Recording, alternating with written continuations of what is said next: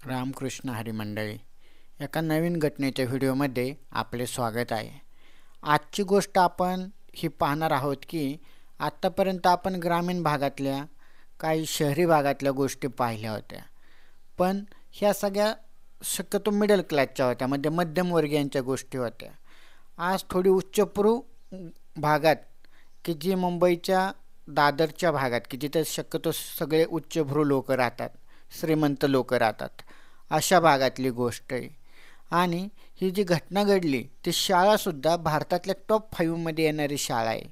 म्हणजे एवढी मोठी शाळासुद्धा असून जिथं एवढ्या मोठ्या आपण लाख लाख आणि 2-2 लाख फी पण सुद्धा भरून सुद्धा जर या अशा घटना घडत असतील तर खरंच खूप वाईट अवस्था आहे सध्या शिक्षण व्यवस्थेची.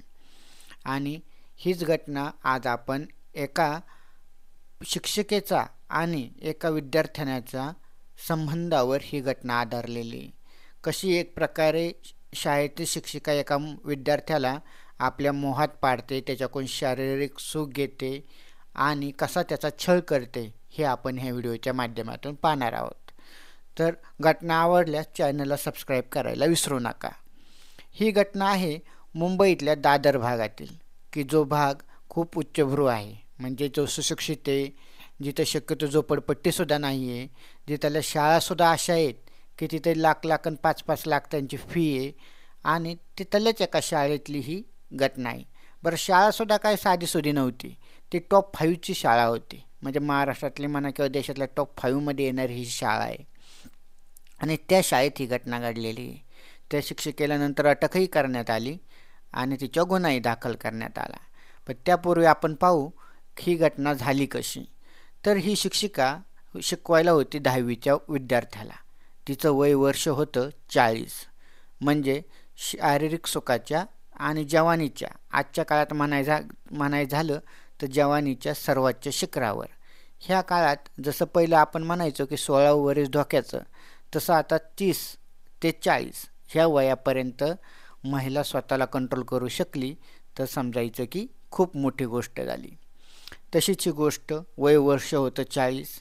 अगोदर तिचं बॅकग्राऊंड कोणाला माहीत नव्हतं, घरी नवरा आहे का, मुलं आहेत का, हे आपण तिचं बॅकग्राऊंड नंतर पाहणार आहोत.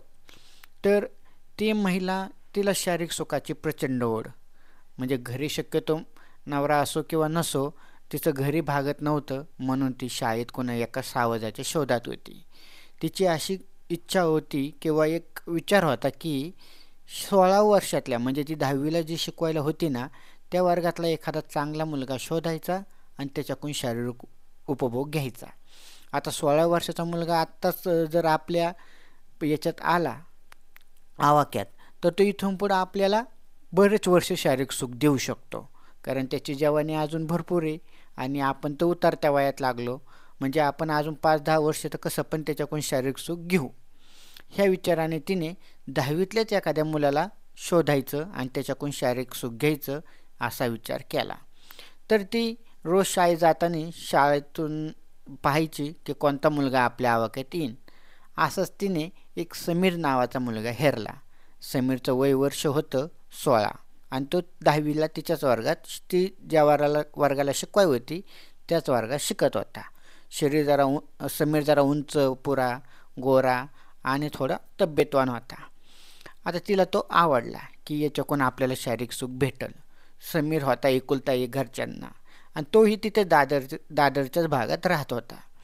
आता 10वीचं वर्ष म्हणलं की पालकांचं थोडं जास्त लक्ष आपल्या मुलांकडे असतं, तर म्हणून पालक जास्त करून लक्ष देतात आपल्या मुलांना, अभ्यासात वगैरे त्यांच्या वर्तणुकीवर पण लक्ष ठेवतात. तर ह्या महिलेने हळूहळू असं करून त्या समीरशी जवळीक वाढवायला सुरुवात केली. काही ना काही कारणावरून ती त्याला घरी बोलवायची. आता ती महिलासुद्धा दादरला शाळेच्या शेजारीच राहायला होती. ती काही ना काही कारण काढून त्याला एकांतात न्यायची, त्याच्या शरीरावर हात फिरवायची, त्याला जवळ ओढायचा प्रयत्न करायची, त्याला जवळीक वाढवायचा प्रयत्न करायची, त्याला खेटायचा प्रयत्न करायची, त्याच्यांना एखाद्या प्रायव्हेट वस्तूवर, शरीरावर, अवयवावर हात लावायचा प्रयत्न करायची आणि ती चेक करायची की बाबा समीर आपला अजून रिस्पॉन्स देतोय का. तर हळूहळू आता हे 10वीतलंच वय म्हणजे तो मुलगा अजून लाजराच होता. म्हणजे त्याला काही ह्या गोष्टी अजून माहीत नव्हत्या. त्याचं शक्यतो तरी अजून लक्ष हे अभ्यासाकडेच होतं. पण ह्या महिलेने कसं तरी करून बळजबरीने का होईना, सुरुवातीला तो काही रिस्पॉन्स द्यायना, प्रतिसाद द्यायना, मग हिने हळूहळू करून त्याच्यावर बळजबरीच करायला सुरुवात केली. एक दिवस तिने तिच्या स्वतःच्या घरी त्याला बोलवलं आणि त्याच्यासमोरच कपडे काढायला सुरुवात केली. आता समीरला हे नवीनच होतं. त्याने अगोदर हे कधी पाहिलं नव्हतं. त्याला हे कसं तरी विचित्र वाटू लागलं. तो थोडा लाजला. पण त्या महिलेने त्याच्यासमोरच तिथं पूर्ण उघडी झाली आणि तिला आता त्याच्याकडून शारीरिक सुख घ्यायचं होतं. घरात कोणी नव्हतं, दुपारची वेळ होती आणि सुट्टीचाही दिवस होता. सहजासहजी तिच्या घरात कोणीच नसायचं.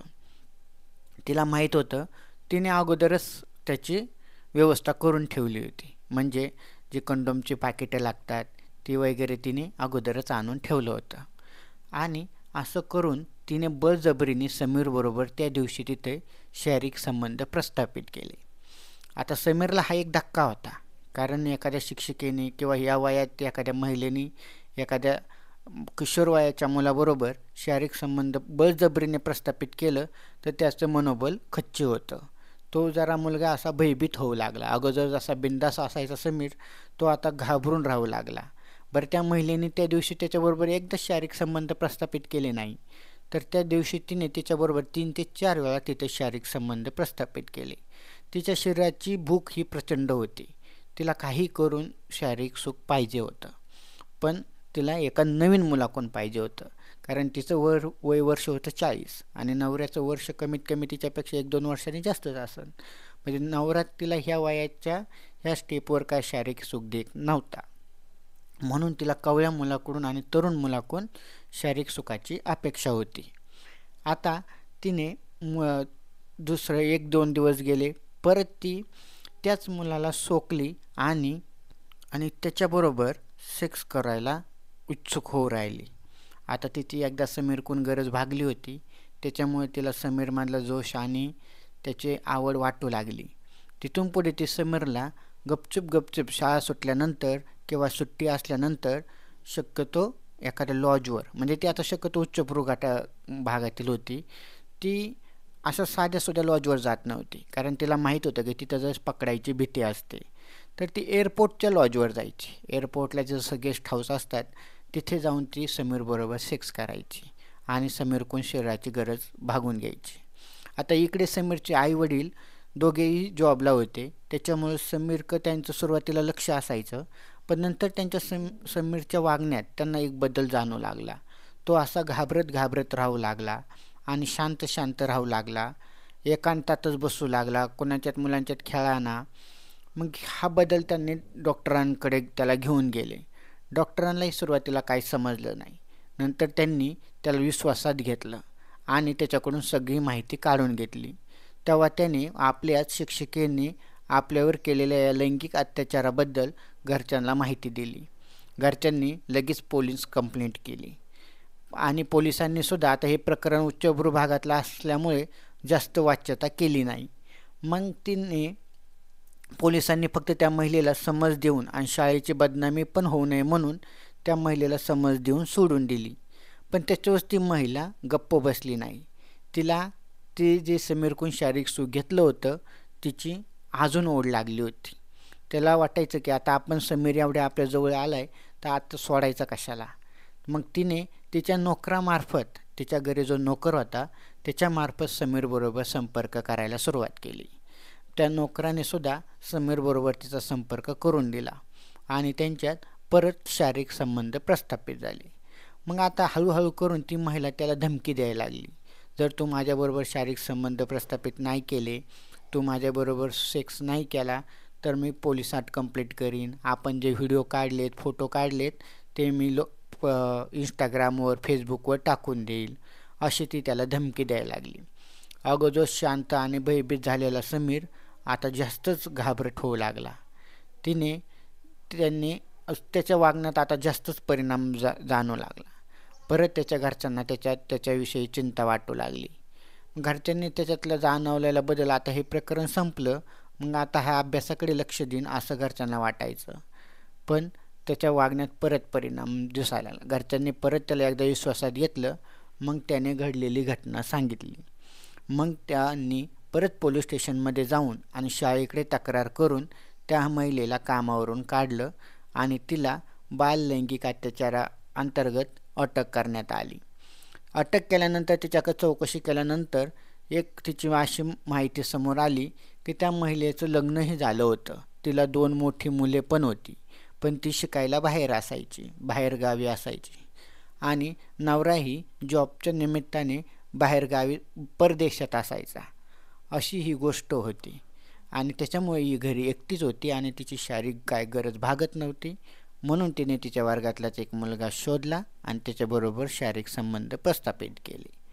तर ही गोष्ट आवडल्यास नक्कीच चॅनलला सबस्क्राईब करायला विसरू नका आणि व्हिडिओला लाईक करा. रामकृष्ण हरी.